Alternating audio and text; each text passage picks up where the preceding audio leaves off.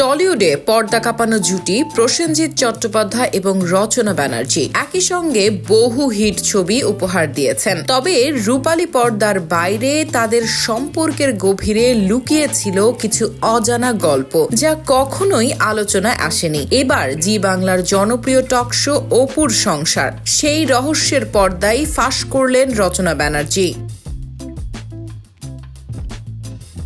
অনুষ্ঠানের এক মজার মুহূর্তে রচনা হেসেই বলে ফেলেন, কেন প্রসেনজিৎ ভাবলেন না আমার সঙ্গেও প্রেম করা যায়। তার এই কথায় শোয়ের পুরো সেটে হাসির রোল পড়ে যায়। রচনা আরো একটি গোপন রহস্য ফাঁস করেন, যা হয়তো খুব কম মানুষই জানেন। পর্দায় যে প্রসেনজিৎ দাপুটে হিরোর ভূমিকা পালন করেন, ব্যক্তিগত জীবনে তিনি আসলে বেজায় ভীতু।